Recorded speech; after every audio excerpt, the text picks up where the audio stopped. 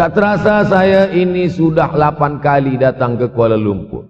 Awal-awal sekali 2014, 2015, 16, 17, 18, 19, 20. Sudah kali yang ke-7. Saya datang setahun sekali saja setiap bulan Februari. Bulan Februari datang. Rupanya dah yang ke-7 kali. Bulan Februari. Ini saya bagi tahu supaya kita semua faham. Saya datang bulan Februari, supaya tak datang balik, datang balik, datang balik, datang balik. Sekali datang dari tarikh 2 hingga 9. Pusing, pusing, pusing, pusing, balik. Rupanya sudah kali ke-7, ke-8 kali datang menyampaikan tazkirah. Tak terasa. Dulu saya datang kemari belajar di UKM tahun 2003. Sekarang sudah 2020. 17 tahun. Tak terasa. Yataqarabuz zaman.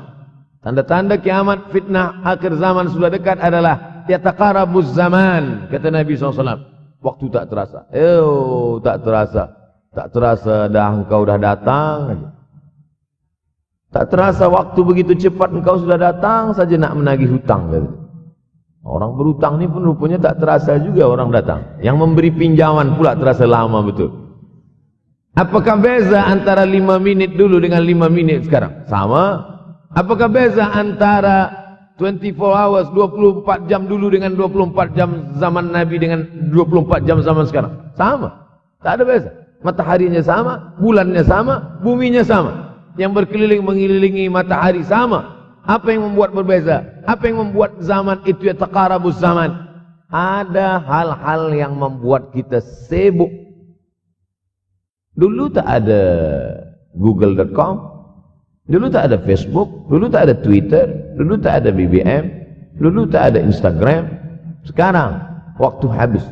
Bila kita tanya orang mana yang lebih lama, 5 minit atau 50 menit, semuanya sepakat mengatakan 50 menit lama, 5 menit kejap.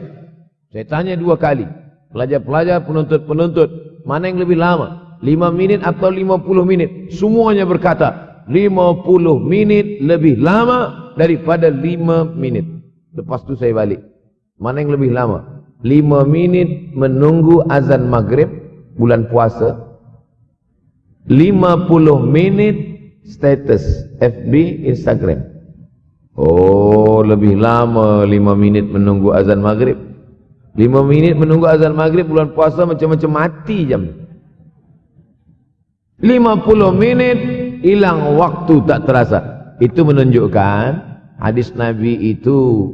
Semakin saya baca hadis Nabi, makin kuat keyakinan saya, makin kuat iman saya, makin hilang keraguan saya bahwa yang berbicara ini bukan manusia biasa, tapi dia dapat wahyu dari Allah. Wa ma yantiqu 'anil hawa in huwa illa wahyun yuha, melainkan wahyu dari Allah Subhanahu wa taala. Yataqarabuz zaman. Masa begitu cepat berlalu tak terasa. Sebulan seperti sepekan, sepekan seperti sehari, sehari seperti sesaat. Akhirnya kita pun kehilangan waktu, habis. Saya Ustaz Abdul Samad, memang zaman ni tak terasa cepat betul. Rasa-rasa kejap-kejap dah bulan Ramadan. Tak terasa baru saja Idul Fitri dah masuk pula lagi. Masya Allah, begitu cepatnya masa berlalu. Maka jangan sampai kita, semakin saya baca hadis ni semakin kuat keyakinan saya bahwa Nabi Muhammad sallallahu alaihi wasallam mendapat wahyu dari Allah Subhanahu wa taala. Semakin kuat keyakinan dan keimanan. Kenapa? Seandainya Nabi berkata zaman nanti di akhir zaman itu semakin cepat, semakin dekat, semakin berlalu tak terasa, tapi kemudian zaman yang kita lalui tak sama seperti yang dikatakan Nabi. Mungkin datang juga keraguan dalam hati, betulkah ini? Tapi ternyata 1441 tahun lampau, 1440 tahun yang lalu Nabi mengatakan, dan hari ini terbukti zaman begitu cepat berlalu. Masya Allah, tabarakallah. Hari inilah ditemukan internet, hari ini datang television, hari ini datang WhatsApp, hari ini datang yang melalaikan kita daripada Allah Subhanahu wa taala. Sehingga waktu datang sembang-sembang, cerita-cerita, tengok ini, update ini, tulis ini, tengok ini, pandang ini. Habis waktu berlalu. Padahal waktu inilah yang akan ditanya oleh Allah Subhanahu wa taala. 6 kali Allah bersumpah demi waktu. Terbit fajar. Wal fajri wa layalin nashr. Masuk waktu subuh. Was subhi idza tanaffas. Masuk waktu duha. Wadduha wal-laili idza saja. Masuk waktu siang. Wan nahari idza tajalla. Masuk waktu asar. Wal asri innal insana lafi khusr. Masuk waktu malam. 2 kali Allah bersumpah demi waktu malam. Wal-laili idza saja. Wal-laili idza yaghsha. Kenapa hadis ini yang Ustaz bahaskan? Kami nak mendengar hadis tentang Dajjal dah lahir atau belum? Dajjal dah hadir. Mana bukti Dajjal dah hadir? Kurma bisan tidak lagi berbuah. Bila kurma bisan tidak berbuah, Dajjal dah nak datang. Kurma bisan sekarang sudah berkurang, tak berbuah. Lalu kemudian apa lagi? Ain Zuhar. Mata air dari Ain Zuhar sudah kering. Sudah kering. Oleh sebab itu, tapi manakala dulu datang Habib Umar bin Hafiz,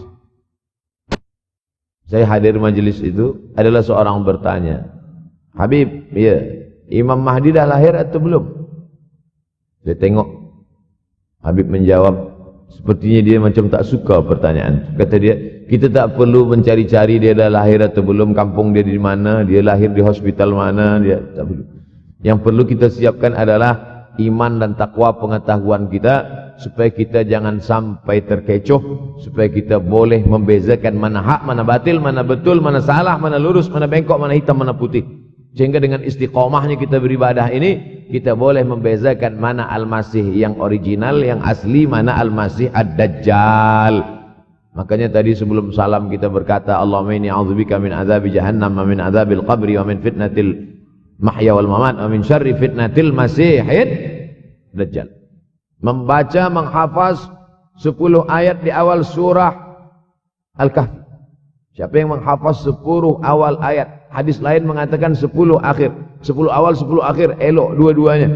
Tapi Masya Allah, tabarakallah, anak-anak kita yang pakai jubah, pakai sorban putih ini, daripada tahfiz Quran, mereka tidak hanya menghafaz 10 awal 10 ujung, dari awal sampai ujung dia hafaz, 30 juzuk dia hafaz.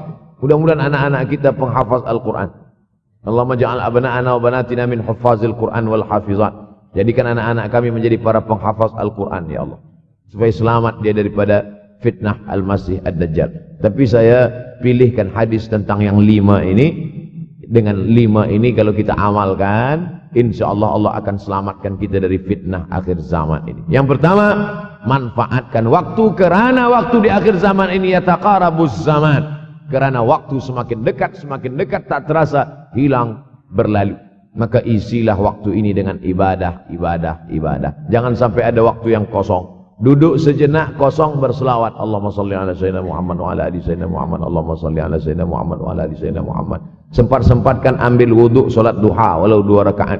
Sempat-sempatkan sebelum tidur malam solat witir 3 rakaat, supaya tidur kita sentiasa dalam wuduk dan kita sempat solat witir. Andai mati kita malam itu, insyaallah mati dalam keadaan husnul khatimah. Usolli sunnatal witri 3 rakaatin lillahi ta'ala. Nanti malam jaga tidak witir lagi, hanya tahajud saja. Sempat-sempatkan solat tahajud. Elok amat sangat baik solat wuduk 2 rakaat.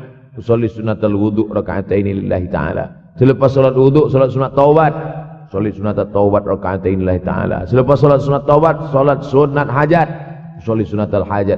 Selepas itu barulah solat sunat tahajud 8 rakaat. Nak tambah lagi 10, 12, 14, elok, tak salah, karena dia tiada batasan. Adakah sahabat Nabi yang melakukan ini? Ada. Qatadah bin Nu'man, dari selepas Isya sampai azan subuh. Imam Ahmad bin Hanbal, dari selepas Isya sampai azan subuh. Bahkan mereka menghatamkan Al-Quran dalam tahajud mereka.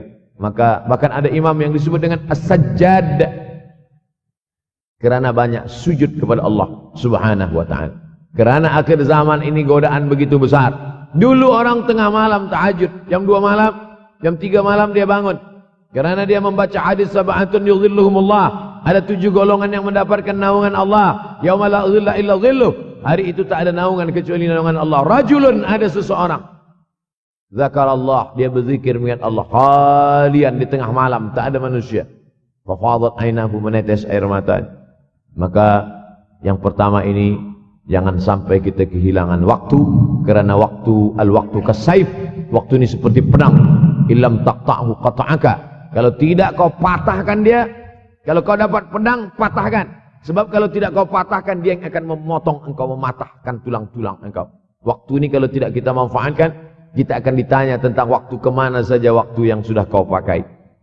Inna sam'a pendengaran, wal basar penglihatan, wal fuad hati, kullu ulaika kana anhu mas'ula. Semua akan disoal, semua akan diminta tanggung jawab di hadapan Allah. Kemana waktu yang sudah aku bagi dulu engkau pakai? Yang pertama nanti ditanya, la tazulu qadama 'abdin yaumal qiyamah. Kaki anak Adam tidak akan bergeser, tidak akan beralih dari tempat tegaknya pada hari kiamat hatta yus'al, sampai dia disoal, sampai dia ditanya. La tus'alunna yauma idzin 'anin na'im. Banyak yang akan ditanya nanti. Tapi Nabi bagi tahu, di antara yang akan ditanya dari sekian banyak nikmat itu 4. Yang pertama, an umrihi fima afnah. Umur kemana engkau habiskan? Hari ini ada anak-anak muda belia umurnya 17 tahun. 17 tahun habis menghafaz Al-Quran. 17 tahun habis iktikaf dalam masjid. 17 tahun habis berzikir, berjubah, bersorban, mengabdikan ilmu, berkhidmat kepada ulama. 17 tahun habis. Tapi ada pula yang dibalik, 71 tahun habis. Rumah, office, kopi, rumah, office, kopi, rumah, office, kopi, batuk, mati habis. Apa yang dapat kita bawa menghadap Allah SWT? Yang pertama, yataqarabuz zaman. Yang kedua adalah wa yanqusul ilmu. Ilmu semakin berkurang. Kalau sudah ilmu berkurang, apa yang bertambah? Jahil. Kalau ilmu bertambah, jahil berkurang. Kalau ilmu berkurang, jahil bertambah. Mana ada orang jahil cakapnya didengar orang? Saya dulu awal-awal membaca hadis ini, wa yanqusul ilmu. Ilmu berkurang, jahil bertambah. Rasanya tak mungkin, tak logik, tak masuk akal. Mana ada orang tak berilmu cakap dia didengar? Sekarang baru saya faham. Dulu orang tak berilmu ditinggalkan orang. Sekarang orang tak berilmu, asal dia pandai berbicara, dia akan didengar orang. Bahkan orang jahil pula punya channel. Apa namanya? Jahil.com. Orang jahil punya channel. Banyak pula follower dia daripada follower kita. Banyak pula viewer dia daripada viewer kita. Sebab apa? Sebab yang menyaksikan tiada berilmu, yang berbicara tiada ilmu. Oleh sebab itu maka kita galakkan menuntut ilmu di majlis-majlis ilmu. Untuk apa Abdul Somad sudah berumur 43 tahun pun masih pergi juga lagi ke Sudan belajar? Apa yang nak dicari ini? Tak lain tak bukan, mudah-mudahan kita termasuk orang yang sampai akhir hidupnya mencari ilmu, insyaAllah. Saya datang kemari bukan niat mengajarkan ilmu. Saya datang ke Malaysia tetap niatnya belajar mencari ilmu. Man salaka tariqan, siapa yang melangkahkan kaki melalui suatu jalan, yaltamisu fihi ilman, siapa yang melalui suatu jalan niatnya untuk mencari ilmu, sahalallahu lahu bihi tariqan ilal jannah, dimudahkan Allah jalannya menuju surga. Innallaha la yantazi'ul ilma intiza'an. Innallaha la yanzi'ul ilma intiza'an. Allah kalau mencabut ilmu, bukan macam mencabut pokok kayu dari tanah. La yantazi'ul ilmu intiza'an. Allah tidak mencabut ilmu macam mencabut pokok kayu dari tanah hingga ke akarnya, tidak. Lalu bagaimana ilmu ini dicabut? Biqabdil ulama. Dengan matinya ulama, maka habislah ilmu. Meninggal Imam Syafi'i, berkurang ilmu. Meninggal Imam Nawawi, berkurang ilmu. Meninggal Imam Fulan, berkurang ilmu. Maka yang hadir adalah al-juhala. Yang lebih menakutkan lagi adalah al-juhala bithawbil ulama. Orang jahil dengan pakaian ulama. Abdul Somad tidak mengatakan dirinya ulama. Saya selalunya membacakan ayat Quran, membacakan hadis Nabi, menyampaikan fatwa ulama. Tak pernah saya berceramah, bertausiah. Menurut saya, siapa saya? Siapa kita? Syafi'i manusia, saya manusia. Syafi'i boleh berfatwa, saya juga boleh berfatwa. Imam Syafi'i berfatwa, Al-Quran 30 juzuk dalam kepala dia. Kita juzuk 30 pun kadang-kadang hilang. Imam Syafi'i balik dari masjid ke rumah, dia tutup telinga. Datang orang bertanya, Syafi'i, iya, kenapa engkau tutup telinga?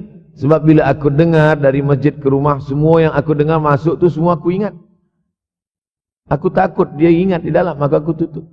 Kita, yang saya sampaikan tadi pun tak ingat. Oh, Ustaz mengejek kami, enggak. Jangankan yang mendengarkan, yang bercakap pun tak ingat. Nasib baik datang orang Jepun mengingatkan kita. Nah, ini, nama dia Sony. Manusia ini lupa. Oleh sebab itu maka yang kedua akhir zaman, wa yanqusul ilmu makin kurang. Maka bersyukur anak-anak yang dimasukkan ke rumah tahfiz. Kalau ada rumah tahfiz di kampung biasa, kalau ada rumah tahfiz di desa, dusun biasa, tapi ada tahfiz di tengah kota besar Kuala Lumpur, masih ada lagi rumah tahfiz Quran. Siapa yang mewakafkan rumah tahfiz? Siapa yang memberikan beras? Siapa yang memberikan duit? Siapa yang memberikan belanja? Siapa yang mengirimkan ustaz? Masya Allah, tabarakallah. Maka ini semua, mudah-mudahan kita istiqamah semuanya insyaAllah. Supaya apa? Supaya lahirlah anak-anak kita yang alim, berilmu. Karena ini makin banyak orang jahil. Al-taw bi ghairi ilmin, memberikan tazkirah, fatwa tanpa ilmu.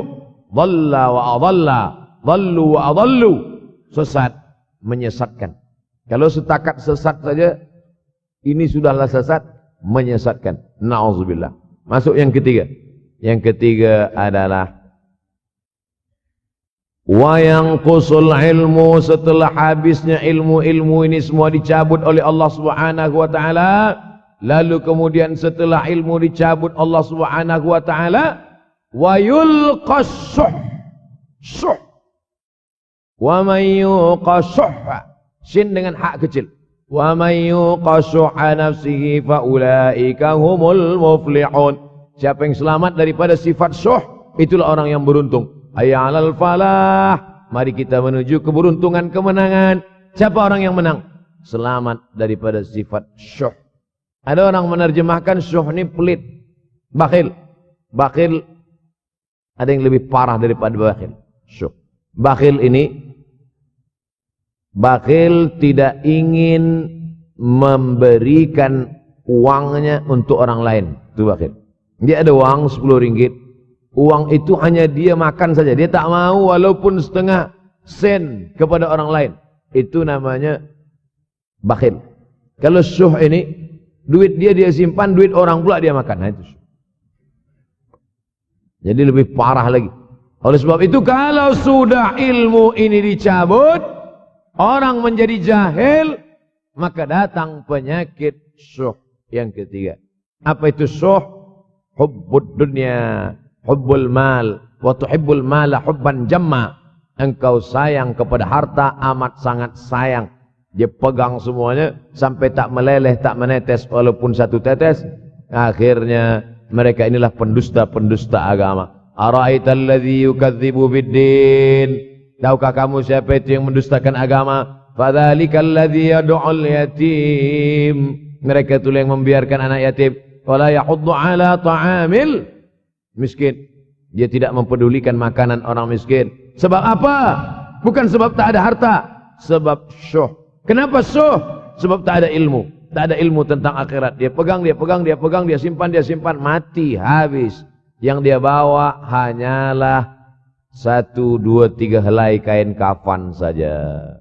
Itulah mengapa Sultan Turki, Sultan Muhammad Al-Fatih, Sultan Abdul Hamid. Coba tengok gambar Sultan Muhammad Al-Fatih, Sultan Abdul Hamid Turki dulu.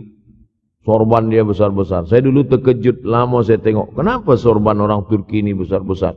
Lama-lama saya baca, rupanya sorban orang Turki itu kain kafan. Tuan-tuan, balik dari sini, beli kain kafan 2 meter. Ikatkan kepala, bawa sembahyang. Supaya ingat mati. Bolehkah menyiapkan kain kafan? Baca kitab Tambihul Mughtarrin, peringatan bagi orang-orang yang tertipu.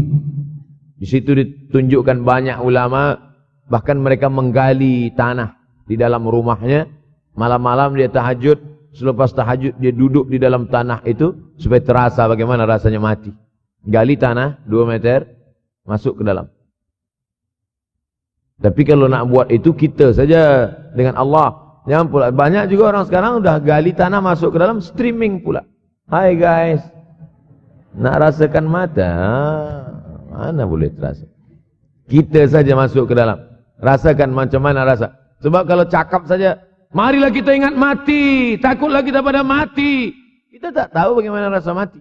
Kalau nak merasakan bagaimana rasa mati, nanti kalau ada orang mati meninggal dunia, masuk kita ke dalam. Kita sambut jenazah, kita letakkan, kita duduk, rasakan. Ketika Fatimah meninggal, Fatimah mak Sayyidina Ali meninggal, Nabi masuk ke liang lahat. Masuk Nabi ke liang lahat. Nabi berdoa di dalam. Ketika Utsman bin Maz'un meninggal, Nabi masuk ke dalam. Nabi pegang jenazah Utsman bin Maz'un. Meleleh air mata Nabi turun ke misai, turun ke janggutnya, turun menetes sampai ke bawah. Merasakan bagaimana rasanya di dalam. Dulu saya pernah berjumpa dengan seorang pemuda, telinga dia pakai anting subang. Lalu kemudian saya tengok banyak tato dia. Saya tanya, macam mana cerita awak bertaubat dulu? Mak saya meninggal, Ustaz Abdul Somad. Lepas tu saya tegak di tepi kubur. Macam ada yang menolak saya dari belakang, masuk saya ke dalam. Masa masuk itulah terasa sejuk di kaki. Datang rasa takut saya. Makanya kalau ada orang yang sudah kita bagi tazkirah, bagi nasihat, tak juga. Nanti ada orang meninggal, bawa dia agak dekat. Senggolkan sikit, jatuh. Gitu caranya supaya kita terasa mati ini. Supaya apa? Hilangkan penyakit syuh, cinta harta, takut mati, dan membuat kita menjadi bakhil, pelit. Na'udzubillah.